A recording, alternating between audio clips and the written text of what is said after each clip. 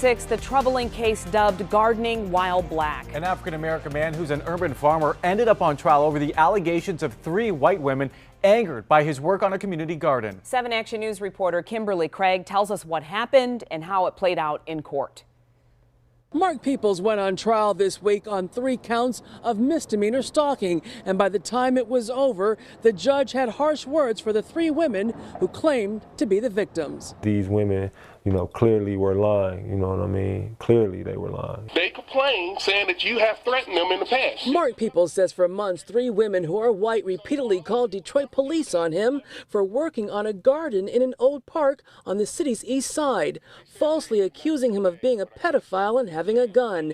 And when he painted trees red, black, and green, colors of the Pan-African flag, he was accused of being in a gang. None of this was true. None of it is true.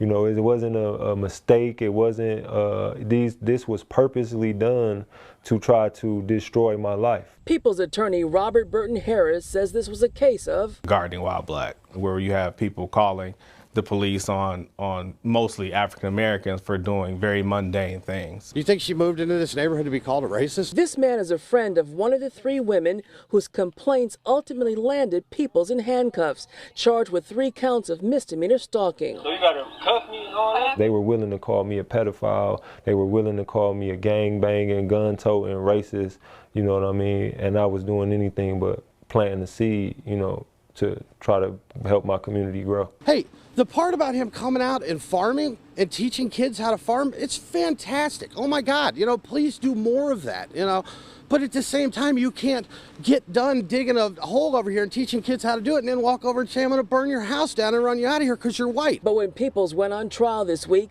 36th District Court Judge Elanise Bryant acquitted Peoples, siding with the urban farmer in a directed verdict. And she believes this was a case very much about race. It was clearly, in my opinion, that these ladies had engaged in not only harassment of Mr. Peoples, but illegal conduct towards Mr. Peoples. They just strictly thought that their so-called white privilege was going to work this time, and it didn't. Mark Peoples and his attorney say they now plan to file a civil lawsuit against the 3 women for, at the very least, defamation.